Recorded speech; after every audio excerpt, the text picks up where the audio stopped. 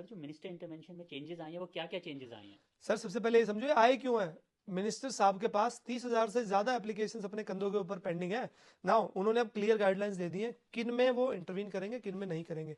आप अपनी स्क्रीन पे देख पा रहे होगे किन किन सिनेरियो में वो इंटरवीन करेंगे।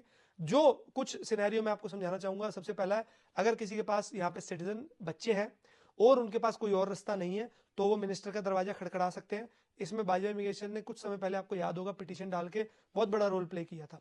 दूसरा है अगर आपके पास कोई भी स्किल असेसमेंट रही है पास्ट में किसी भी ऑक्यूपेशन की जो कि मीडियम शॉर्ट या आरओएल या सीएसओएल में है और वो असेसमेंट एक्सपायर भी हो गया, कोई बात नहीं, आपके पास प्रॉपर इंग्लिश है और आप अपने फील्ड में काम कर रहे हो, आपको एम्प्लॉयर सपोर्ट कर रहा है, तो भी आप उसको एक्सेस कर सकते हो। ये उन लोगों के लिए फायदेमंद होगा जिनको एम्प्लॉयर स्पॉन्सर पाथवे में धोखा मिला है या स्किल्ड माइग्रेशन में कहीं ना कहीं कोई गलती हो गई है, रिफ्यूजल आ गई है।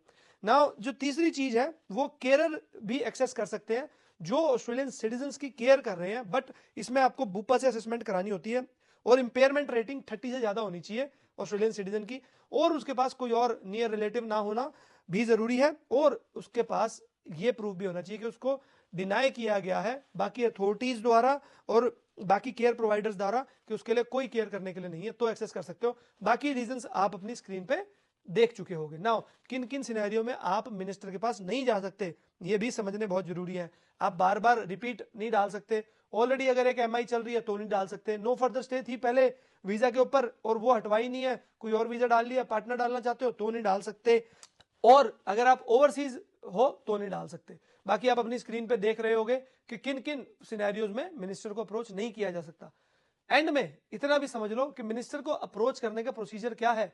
सबसे पहले एक सब्सटेंसिव वीजा एप्लीकेशन डलनी चाहिए, वो रिफ्यूज होनी चाहिए, उसके बाद ट्राइब्यूनल भी अफर्म होनी चाहिए, उसके बाद आप मिनिस्टर के पास जाके दरवाजा खड़खड़ा सकते हो।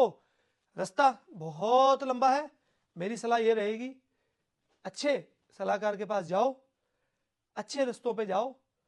इन अनसर्टेन रास्तों पे जाने से लाइफ जो है धुंधली पड़ जाती है, फिर जीवन में एक ही अचीवमेंट रह जाएगी, ऑस्ट्रेलियन पासपोर्ट। Thank you.